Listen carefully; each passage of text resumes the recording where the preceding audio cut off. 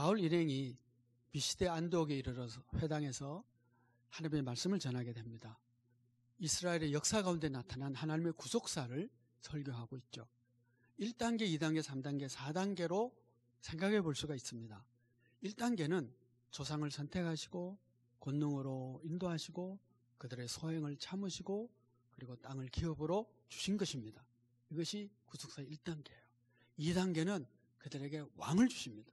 왕을 주셨는데 하나님의 마음에 합한 다윗 왕은 그를 통해서 하나님께서 자신의 뜻을 이루겠다 하시고 예수 그리스도를 구세주로 주셨다라고 하는 것이죠.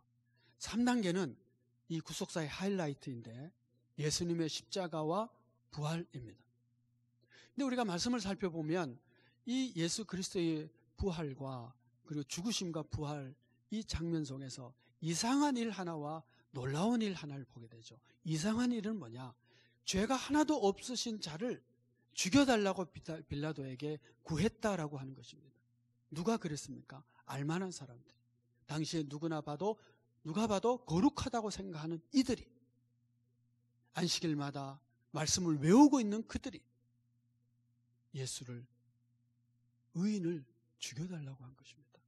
왜 그랬을까요? 본문 말씀을 보시면 그들이 알지 못했기 때문이다 라고 하는 겁니다. 그래서 우리가 배우는 것이 있어요. 뭐냐? 인간의 학습과 인간의 배움이라고 하는 것이 얼마나 허약하냐라고 하는 것이죠. 내가 배워도 모르고 내가 충분히 훈련을 받았다 생각하는데도 악인을 의인이라고 의인을 악인이라고 판단하고 주장할 수가 있다라고 하는 것입니다.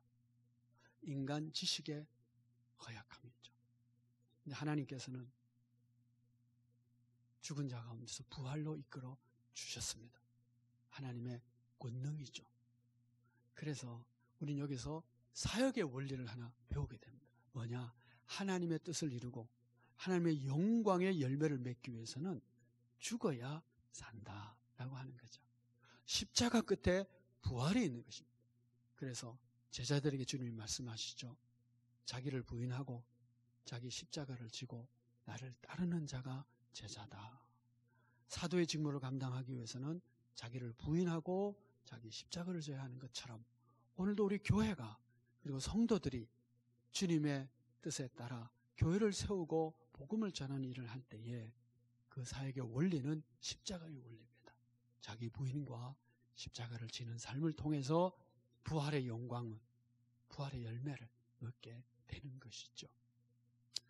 네 번째 단계는 그래서 어쨌단 말이냐라고 하는 것입니다. 이 구속의 사역의 결과가 어떠하냐는 것이죠. 비시디 안디옥에서 바울은 설교합니다. 이 사람을 힘입어 죄사함을 얻고 이 사람을 힘입어 믿음으로 의롭다함을 받게 된다라는 것입니다. 도적놈들이 모여서 도적질을 하고 나서 물건을 가르면서 어떤 사람이 좀 많이 주고 어떤 사람은 좀 작게 가지고 너는 형편이 좋으니까 좀 작게 가지고 너는 형편이 좀 어려우니까 많이 가져라. 그러면서 자기들끼리 야 의리 좋다. 야 너는 참 착하다. 그렇게 한다 할지라도 도적놈이죠. 인간이 이 세상에 모여서 좀 선하게 사는 사람도 있고 좀 양심적으로 사는 사람도 있고 좀 다른 사람을 배려하면서 사는 사람이 있습니다. 그래서 저 사람 참 착하다. 저 사람 좀 선하다. 우리끼리는 그런다 할지라도 하나님 앞에서는 다 죄인입니다. 똑같이 죄인이에요. 그런데 이 사람을 힘입어 예수를 힘입어 우리가 죄 용서를 받을 수 있고요. 하나님은 의롭다 칭해 주시는 겁니다. 우리가 받은 은혜가 얼마나 큰지 우리가 가끔씩 좀 알 필요가 있어요. 아니 하나님이 받은 은혜가 얼마나 큰지를 가슴에 채울 필요가 있습니다. 그럴 때 우리는 다른 사람을 긍휼히 여기고 이 십자가의 길을 갈 수 있기 때문에 그런 것이죠. 예수님께서 베드로에게 그러시죠. 몇 번 용서해도 됩니까? 몇 번 용서해야 됩니까? 물었을 때 70번에 7번에도 용서해라. 그러면서 뒤에서 비유를 하나 들어요. 1만 달란트 빚진 종과 100데나리온 빚진 자의 이야기입니다. 우리가 그 이야기를 통해서 배우는 것은 뭐냐 하면 우리는 다른 사람을 70번에 7번이라도 용서할 수 있을 만큼 충분한 넘치는 용서와 긍휼과 자비를 먼저 입은 자이다 라는 겁니다.